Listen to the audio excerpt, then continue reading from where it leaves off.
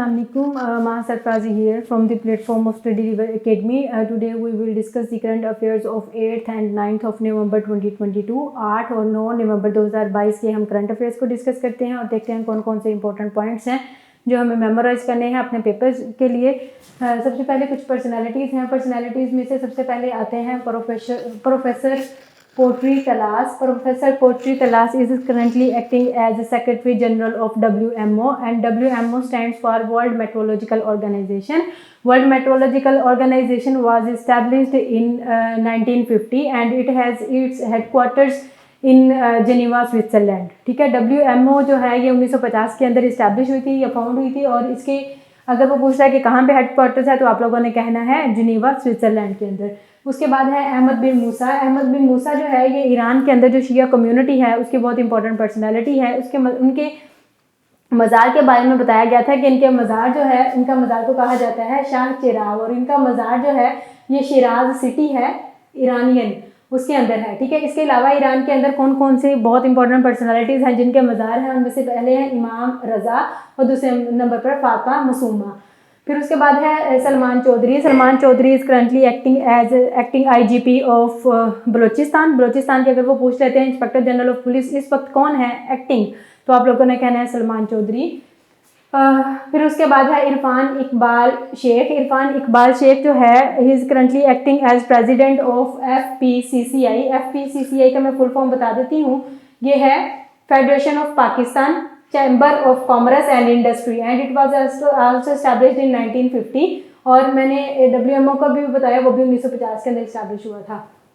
उसके बाद है अल्लामा इकबाल। अल्लामा इकबाल हमारे बहुत इंपॉर्टेंट शायर। इनका देख लेते हैं। इस दफ़ा जो इनकी बर्थ एनिवर्सरी थी that was 145th and he was born on 9th of November 1877। 1870 के अंदर ये पैदा हुए थे। अल्लामा इकबाल को जो सर का खिताब है वो कब दिया गया था? 1922 के अंदर। और किसने दिया था?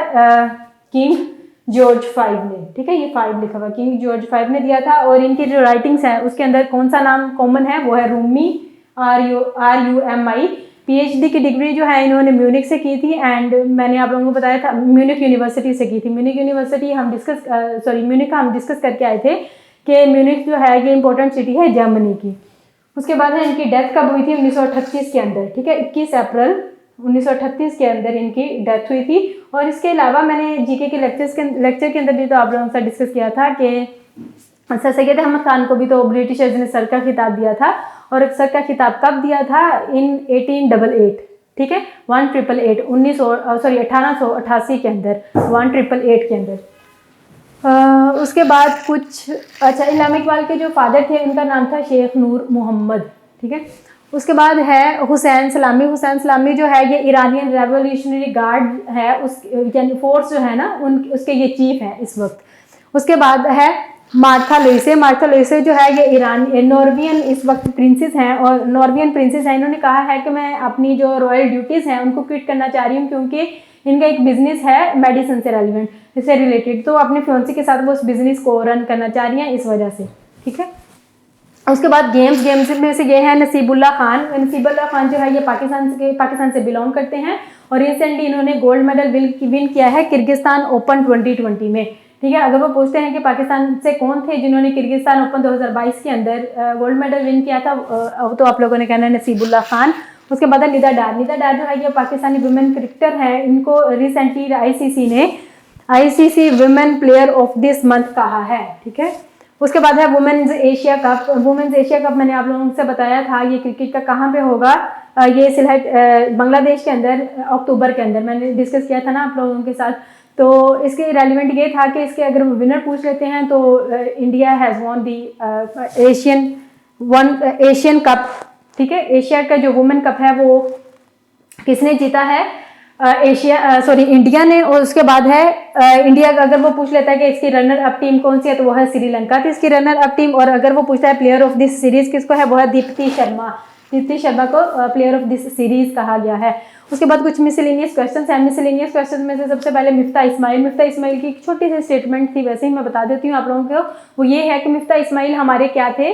ये हमारे फॉर्मर फाइनेंस मिनिस्टर थे ना, उन्होंने अभी रिसेंटली कहा है कि पाकिस्तान के अंदर सिर्फ 1% ऐसे लोग हैं जिन तक ये अपॉर्चुनिटीज़ और ये दौलत वगैरह या वेल्थ वगैरह है, ये लिमिट या पावर वगैरह, ये सिर्फ 1% पाकिस्तानीज हैं जिन तक ये लिमिटेड है, ओनली 1%, और 1% में हम लोग नहीं आते। फिर उसके बाद है world population prospect. World population prospect जो है ये अभी रिसेंटली, अच्छा वर्ल्ड की इस वक्त जो हमारी पॉपुलेशन वो कितनी है, तकरीबन 8 बिलियन, ठीक है। उन्होंने अभी वर्ल्ड पॉपुलेशन प्रोस्पेक्ट आया है, उन्होंने कहा है कि 2050 तक 2050 तक तकरीबन 9.7 बिलियन पॉपुलेशन हो जाएगी और 2080 तक तकरीबन ये 10.4 बिलियन हो जाएगी। और इनको पॉपुलेशन को जो जिसमें ज़्यादा काउंट किए गए हैं या होगी, उन लिस्ट में से हमारा जो पाकिस्तान है, प्यारा पाकिस्तान है, उसको भी वहाँ पे मेंशन किया गया है। उसके बाद है इंटरनेशनल फ्लीट रिव्यू, अभी ये रिसेंटली हुआ है जापान के अंदर, और पाकिस्तान की जो हमारी नेवी शिप्स हैं उन्होंने भी पार्टिसिपेशन किया है। उनमें से एक है PNS नसर NASR, दूसरे नंबर पर है PNS शमशेर। उसके बाद है टेलीनॉर एशिया सर्वे। टेलीनॉर एशिया सर्वे जो है ये अभी उन्होंने सर्वे हुआ है, उन्होंने कहा है कि पाकिस्तान के अंदर तकरीबन 63% लोग ऐसे हैं जो ये क्लेम करते हैं कि हमारे हाथ में ये जो मोबाइल की टेक्नोलॉजी है, ये हमारा करियर बनाने में, हमारी ये जो अपॉर्चुनिटीज़ जहाँ से हमें पता लगती है, या फिर हमारी स्किल डेवलपमेंट के अंदर बहुत इंपॉर्टेंट रोल है। और अगर हम देखें तो ऐसा ही है, हमारा अगर वीडियोज़ मेरी जो है या आपको बहुत ज़्यादा कॉन्टेंट अगर मिल रहा होता है, आपको ज़्यादातर वो मोबाइल से ही मिल रहा होता है ना, मोबाइल हमारा कैरी करना भी आसान होता है। उसके बाद है GSP प्लस। GSP प्लस जो है पाकिस्तान को पहले कब दिया गया था, 2014 के अंदर, अब दोबारा पाकिस्तान को कब मिलेगा, 2023 के अंदर। एंड इट स्टार्ट्स फ्रॉम 1 जनवरी 2023, 2023 से ये स्टार्ट होगा और ये तकरीबन दिसंबर 2034 के अंदर ये एंड हो जाएगा। उसके बाद है येग्ने प्राइगोजिन। ये जो है प्राइगोजिन, ये एक बिजनेसमैन है रशिया के।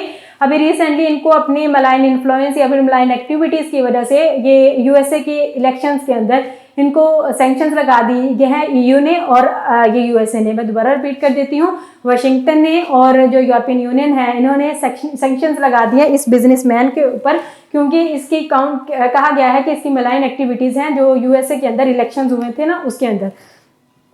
उसके बाद वर्ल्ड मेट्रोलॉजिकल ऑर्गेनाइजेशन ने कहा है कि हमारे जो लास्ट 8 वीक्स हैं, ईयर्स हैं, साल हैं, ये वार्मेस्ट ईयर्स इनको काउंट किया जा रहा है। उसके बाद सोना जो है ये सोमालिया की न्यूज़ एजेंसी है, it stands for Somalian national news agency, ठीक है, सोमाली नेशनल न्यूज़ एजेंसी, सोना बिलोंग्स टू सोमालिया। आज के लिए इतना ही था, मैं थोड़ा साइड पे हो जाती हूँ, आप लोग स्क्रीनशॉट ले लें।